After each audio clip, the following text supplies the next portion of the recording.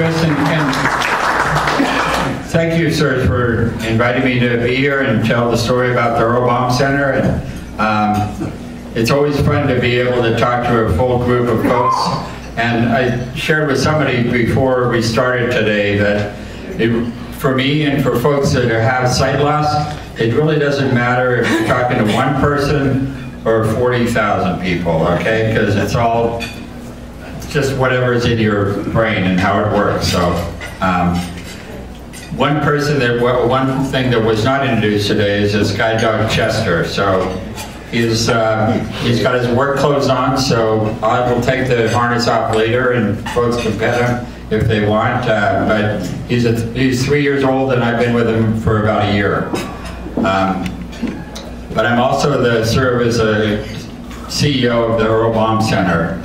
And maybe just to start out, give you a little bit of my history into the world of sight loss. I have some sight. It's obviously not, I can't see through the patch at all, but my good eye is 2200, so not very functional. It's selective sight. So I lost my sight about 20 years ago. Driving up to Sacramento, all of a sudden I couldn't see the freeway signs, and it happened just in an instant like that.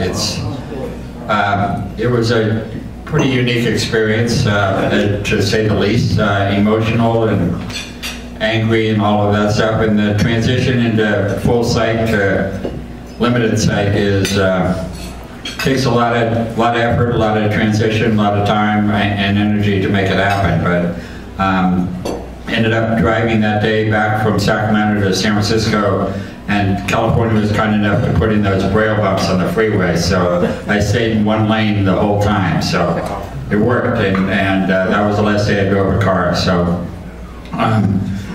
it's, for me, what Earle Baum Center is all about. Earle Baum was a blind rancher farmer. He had about a couple hundred acres at one time, and back in the 80s when he passed away, in his 80s, he carved out a piece of his property in his estate and left it to the Redwood Lions Memorial Foundation. So about 17 acres, which are now under the ownership of the Redwood Lions Memorial Foundation, is where the Earle Baum Center is located on Occidental Road. We have an incredible campus, incredible staff, and we've been around since 1999. One of the things that when you do lose your sight, you know, going through the emotional transition is a big thing. You need support. You need a lot of support, not only from family, friends, and one of the most challenging things for me was to tell people that I couldn't see anymore. One of the fun things that I get to reminisce on, and I love sharing this memory, was I got the diagnosis, and I was diagnosed by a retinal specialist here in Santa Rosa. Went back home, sat down with each one of my sons, and they were in their early 20s. And my oldest son said, "Okay, Dad, however I can help you, I'll help you. But I have a question for you." And he said, "I've heard when you lose one of your senses, another one is supposed to kick in." And I said, "Yeah, I've heard that, but so what are you asking me, Rob?" And he said, "Well, when are you going to get a sense of humor?" But I love sharing that story because it helped put everything in perspective. You know, a 20-year-old boy asking that question right out of his mouth. So, but it really helped me put it in perspective. And you know, I reached out and looked for folks that were successful in life and didn't have sight and had limited sight. And so I was able to surround myself and build a network of people of support. But one of the things we do at Earle Baum Center that I think is key to folks that have lost their sight, and we work with folks not only totally blind, but also limited sight like myself, and is what is known, and I put some brochures on some of the tables, but it's called the Low Vision Clinic. And what that means and what that is we have a licensed medical professional who will do a diagnosis, not a medical diagnosis, but a functional vision diagnosis. So they'll take a look at your eyes and try and recommend tools that might help you live your life again. And those tools could be magnification tools, they could be computer tools, assistive technology tools, they could be orientation mobility tools, meaning orientation mobility is how to use a cane. So you want to be able to travel safely when you can't see. Bumping into people is not a good way to live, okay? Because I really didn't like using a cane. I didn't want to admit to anybody that I couldn't see. And it caused a lot of strife that I probably didn't have to endure, but it's good to know that now, and it's good to have that in the rearview mirror. But ultimately, I embraced using a white cane. I embraced using a guide dog. And, but you go through this Arlo Vision Clinic at Earl Baum Center, and then we have licensed trainers that help with assistive technology training. So there's all kinds of tools. Having an Apple phone for me is my lifesaver. So there are so many accessibility tools built into the Apple phone. For me, it's great. I don't know what I would do without it. So, but we have 2 orientation and mobility instructors. So how to travel safely is really critical. You know, you have to be safe. You have to be independent. And a lot of folks that do lose their sight, you know, come from a life of being active, having an engaged life, having engaged with people, but also community and everything else. And that's kind of what Earle Baum was all about.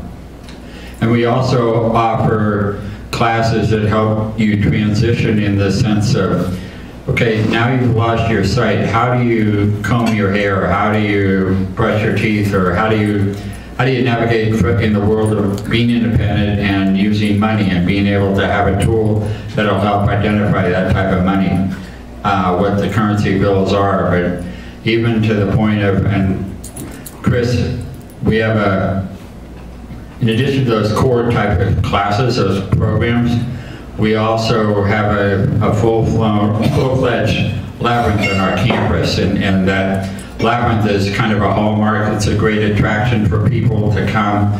One, it helps with cane skill training, but it also just a nice way to come out. It's a safe place for people with sight loss to come and explore and experience and feel comfortable in a safe surrounding. But a number of the classes we have also help people, when you do suffer your sight loss, there's an emotional loss. And so we have a licensed psychiatrist on staff that will help do that, provide that type of counseling service for those folks. And the fact that you're in a group or an environment with other people in a similar situation, everybody has different eye ailments and different eye issues that they're challenged with. But to be in a supportive environment, and we're the only vision we have organization here in the North Bay. We serve Sonoma County, predominantly Sonoma County, but we also serve Napa, Lake, and Mendocino Counties. We've had folks that come from other areas throughout the state. We serve at least 400 clients a year. We probably touch the lives of thousands of people in some fashion or another every year. And we're lean, but we're a really talented group of people. And we welcome everybody to come and visit the Earle Baum Center. One of the things that, as a CEO, that I try and do is, one, be a role model for, you know, trying to live your life to the fullest going forward and not letting it be a deterrent for you. So the sense of humor thing is always a work in progress, but that's another story. So, but I always partner with different organizations and try and partner with because we have 17 acres, we work with a local environmental group called the Laguna Foundation. So we partner with them. We've done activities with Canine Companions. We run programs with Guide Dogs for the Blind. A new venture that Earle Baum Center is going to be involved in is working with the Redwood on Fire Food Bank. So partnering, bringing life, talents, organizations together is what it's all about. It's just, I think one of the most, I've been at the Earle Baum Center since 2016. And there's a gentleman that I have the absolute respect and admiration for. He's a gentleman probably about my age, and he was so advanced, he knew that he was going to lose his sight. And so he came to Earle Baum Center to prepare for that day. This was about 6 months before he started to really lose his sight, but he got training in assistive technology, he got training in orientation mobility, he got training in how to live his life just from a everyday getting up, getting dressed and all of that type of situation. And he was a very avid hiker, and he was a very avid fisherman. And he even learned, working with our assistive technology folks, he learned how to navigate phones from an accessibility standpoint. He learned how to use a cane. One of our instructors actually went out and helped him facilitate in his fly fishing arena. So, I mean, there's really, attitude is everything.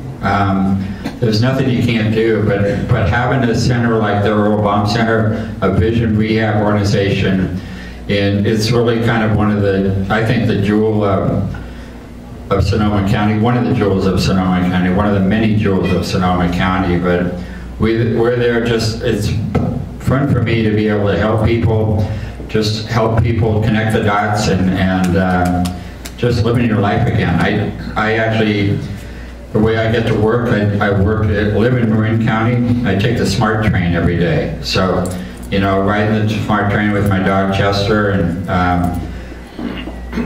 okay, I get to downtown Santa Rosa. How do I get to Earle Baum Center, which is 3 miles away? Okay, you just got to figure it out. You know, I used Lyft and Uber initially, and they kind of have issues relative to transportation, just from a reliability standpoint. So I reached out and connected with a taxi service, and they are like clockwork. So it's just a matter of figuring out how to solve problems and working together. You sure can't do this alone.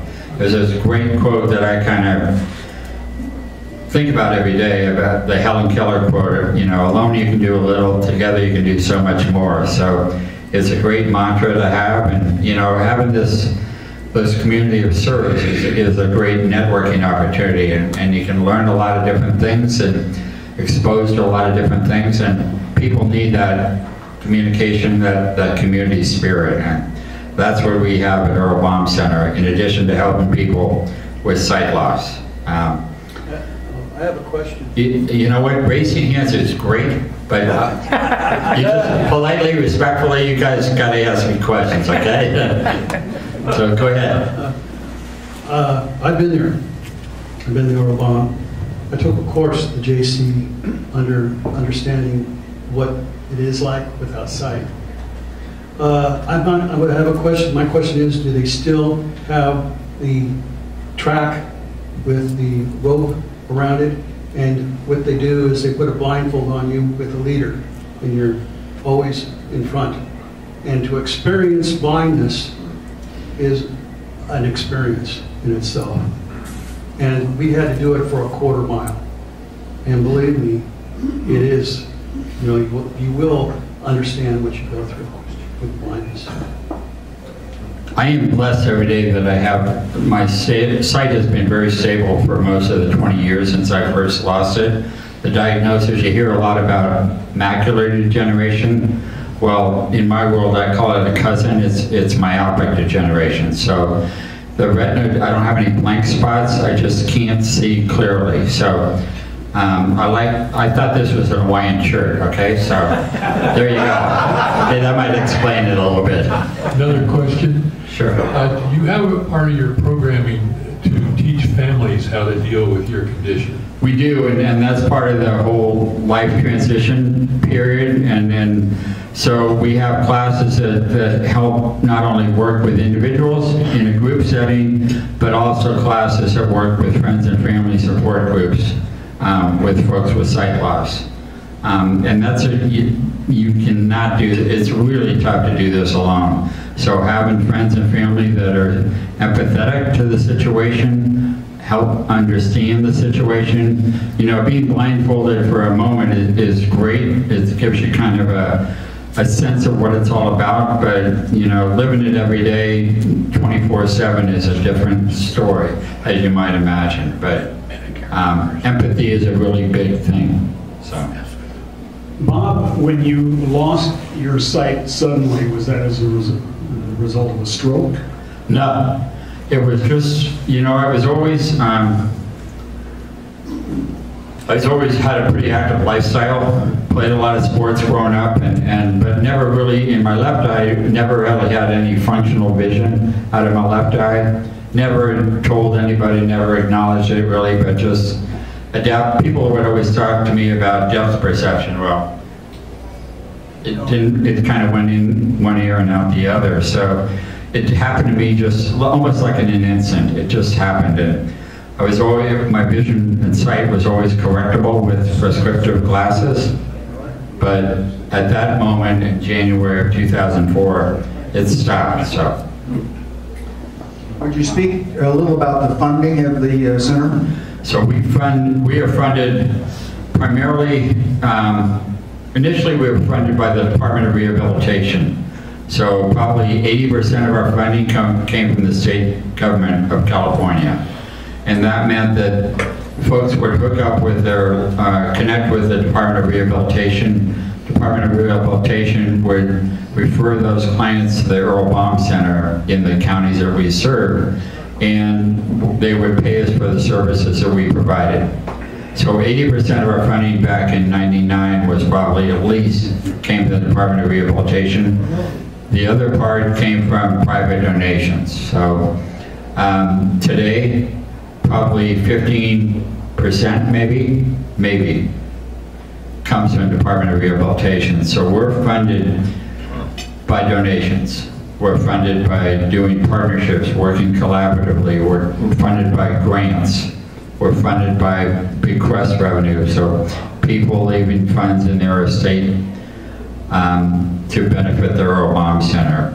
And part of my background coming to the Earle Baum Center back in 2016, I worked for Guide Dogs for the Blind for 10 years in development and traveled all over the country raising money, doing all kinds of fundraising activities, including grant writing, plan giving or estate planning type of work, individual donations, running events, and great learning ground, great opportunity. But Guide Dogs for the Blind, with the 800 puppies that are born every year, no competition for folks that just serve folks with sight loss that had a white cane. Okay, puppies kind of make a difference in people's lives and they attract attention. So the way that we get funds now, it's all really private donations. It's grant writing constantly, and grant writing is kind of like fishing, okay? You have to build relationships. You have to build, any type of development work is building relationships, networking, telling the guide dog story and success stories. We've got a whole testimony. We do a lot of campaigning on social media and getting people the word out that way. Over the years since I've been there, we've tried to get a lot of articles out in the media, the print media, getting on radios, any opportunity we can to tell and talk the story. And like a group like this, and whether they be other service clubs, we love to have that opportunity. I know one person came up and said that they were we were at a senior fair just a couple weeks ago. So anything in the community, we try and get have a touch point with that. And if, you know, people with sight loss, they don't know where to go. They go to an ophthalmologist and they get the diagnosis, and so, well, now what do I do? Well, the ophthalmologist doesn't have the tool set to help those people continue to live their life, so they refer them to the Earle Baum Center. And we get a lot of folks that come. They're not funded by the Department of Rehabilitation. They're not funded by other grant opportunities, so they're considered, they pay privately. And so many of those folks, a lot of our clients are older adults. Well, I'm in that group, okay, so I think this is a young group, isn't it? So, just say yes, okay? But a lot of folks that come to us, you know, they're an older group, but also low-income group. So it's really important for us to constantly make the connections, build relationships, and ask for support. And support can come in many different ways. So I had a recent example where we're working with an optometrist who closed his practice after 40 years. And one of the things that we have at Earle Baum Center, like I said, is a low vision clinic. And so we would like to have more doctors to serve more clients at the Earle Baum Center. But you need equipment. So this doctor was kind enough to, because I had a relationship with him, he was closing his shop. He had one of the eye exam chairs, not something that I would normally think about, but he's willing to donate it to the Earle Baum Center. So that's what it's kind of all about, is just connecting with other people, connecting with other organizations, and telling the story about how Earle Baum can help people with sight loss. And you know, whether it happens to you or a family member or a friend, you know, it's nice to have in your memory bank, oh, where can I go in Sonoma County? Go to the Earle Baum Center. Because really, we're the only player. We get a tremendous amount of support from various Lions organizations because of our connection with the Lions Foundation. So, I know folks have other questions or comments. Hey Bob, it's Sure. Chris Smith, formerly of the Press Democrat. Oh, okay. Good to see you. One of the writers in articles in the Press Democrat. Thank you, Chris. You're welcome. I always enjoyed being out there. Two quick questions. Sure. One, what quickly do you see, are you excited about in the way of possible technology? Technology everywhere. I'm wondering what might be happening to help people with limited vision. And two, I'd be interested to know how you feel about what you hear from people who have dogs, and what kind of experiences they have with in restaurants and grocery stores with people who have questionable need with their dogs. Good questions. Technology is everyone's friend, but for me, I wish I was more technology savvy. Okay, because I'm around folks that have virtually no sight, and to listen to what some of the tools that just read things on their computer, read things on their watch, read things on their phone. It is like a magic and they understand it and they listen to it, and they go at like warp speed when they listen to these things. You know, it would make my life probably much more efficient, but everybody uses the tools and adapts to those tools as they feel comfortable, as they learn new tools. You know, I'm not afraid to ask for help if I need help.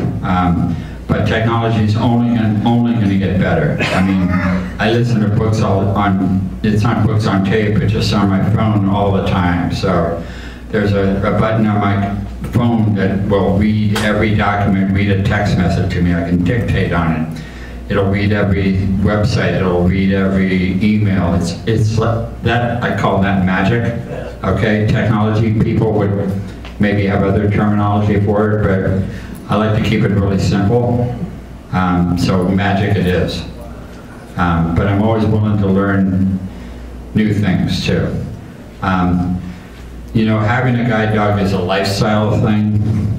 When I first even thought about a guide dog, it was back 6 months after I lost my sight, and I was signing up for a lot of things and asking for a lot of things. So the guide dog school happened to be in San Rafael where I live, and they came out to visit me and interview me, and then they took me out on a walk, and I didn't really know what to expect, but what they wanted on that walk is for me to demonstrate how I use the cane, because the dogs can get sick, they can get hurt. Because I had this attitude that I didn't want to touch the cane, I didn't take the cane on the walk that they were going to interview me and assess me on. So I did the walk, got back to my driveway and said, to the trainer, Jim. I said, Jim, you know, I'm really not ready to get a guide dog. And he said, Bob, you know, I was going to tell you the same thing because you didn't bring your cane. So he said, don't give up. You know, things change, life changes. And so a year or so later, I religiously practiced using the cane daily. And I was always constantly working. So any break, any lunchtime, before or after work, I would practice using that cane. So when they came back and did this application process again, the trainer said to me in my living room and said, Bob, you have excellent cane skills. And I loved hearing those words, so I said, Holly, can you say that louder? Because I knew my wife was listening in the other room. So she did, and I'll never forget that moment. But shortly after that, I got my first guide dog and traveled all over the country with him. Actually took him to Italy. And going in restaurants and gatherings and all of that, and flying on an airplane with a guide dog, it's pretty cool. And you get, you know, they give you, do not sign up for this, but they give you rock star privileges. So you get to board the plane first, you get a good seat usually without an absorbent in charge or anything like that. But for me, having a well-trained guide dog makes such a difference to me. It's an engaging thing. He's got his work clothes on now, but you know, most of the time when I'm at home, he's off leash, off harness, and he's a regular dog, so with his own personality. He's my third guide dog. My previous one just retired about a year ago, and he lives with us. So I have 2 black labs, and I have definitely made the mistake a couple of times by harnessing up the wrong dog, and they don't talk to me, okay? But, you know, it happens, and just part of life, and it makes it fun. It makes it, you know, just, for me, it keeps me engaged in life and in work, and there's so much you can do with technology, though, today. But having other service animals, I remember riding planes with pit bulls on the plane. I don't know if they provided much comfort, but I sure stayed clear of them when I got on that plane. So it is an amazing world out there, but more and more people are aware of that and sensitive to it, and thank goodness for the ADA, which is the American Disability Act, because it helps make a difference, Chris. Thank you. Any other questions for Bob? All right. Well, Bob, thank you so much. Definitely an amazing world.